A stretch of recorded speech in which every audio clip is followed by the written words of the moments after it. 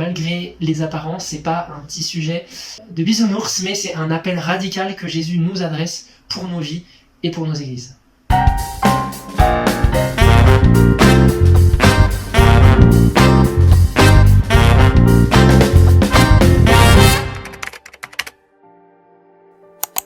Je suis vraiment heureux de vous retrouver à ce congrès et en particulier de venir vous parler de ce thème de la paix dans la Bible, mais surtout dans nos vies d'église, nos vies personnelles et pour notre présence au monde.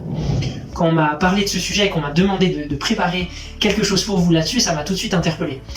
Est-ce que c'est pas un sujet super important aujourd'hui que celui d'être artisan de paix dans un monde fracturé ? L'Évangile nous appelle effectivement à la paix, et dans mon expérience personnelle et en particulier dans mon expérience pastorale, je me rends compte à quel point nos églises ne sont pas malheureusement toujours ces lieux de paix, ces lieux de réconciliation qu'elles sont appelées à être. Et moi-même, j'ai à apprendre en tant que responsable d'église, en tant que pasteur, à être un artisan de paix face aux conflits entre les membres, face aux déchirures qui ont lieu dans les familles de nos églises. Et puis à l'échelle du monde aussi, le sujet de la paix est malheureusement un sujet d'actualité de manière très forte. Nous vivons dans un monde extrêmement fracturé avec le conflit en Ukraine, le conflit entre Israël et Gaza, le conflit en République démocratique du Congo et partout ailleurs dans le monde. Comment est-ce que nos églises et nous qui sommes chrétiens pouvons être des artisans de paix dans ce contexte-là ? On parlera même de crise écologique et de l'absence de paix entre l'humanité et la création.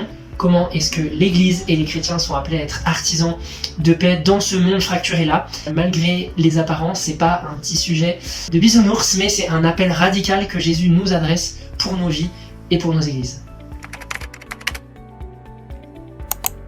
Vous avez dû le remarquer, mais ils sont nombreux à parler de paix dans le monde. Les hommes et les femmes politiques de nos gouvernements parlent de paix pour notre nation et entre les nations. Les coachs en développement personnel parlent d'être en paix avec soi-même. L'Empire romain, dans l'Antiquité, a imposé la paix, la Pax Romana, partout dans l'Empire.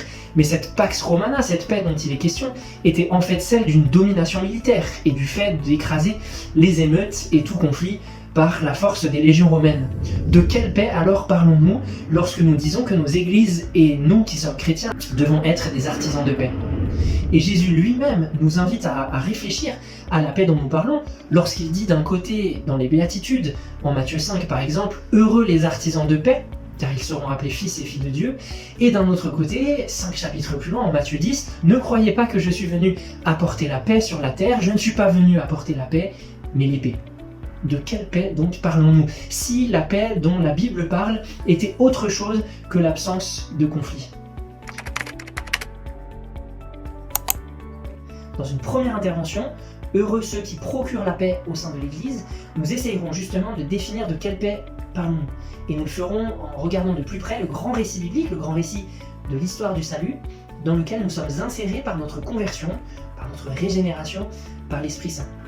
Dans une deuxième intervention, heureux les responsables motivés par la paix, nous verrons comment, pour les responsables, au sens large de nos églises, pour les enseignants peut-être en particulier, il est important pour entretenir la paix dans nos communautés d'être capable dans nos théologies, dans ce que nous enseignons, de faire la distinction entre ce qui est essentiel, ce qui est important et ce qui est secondaire.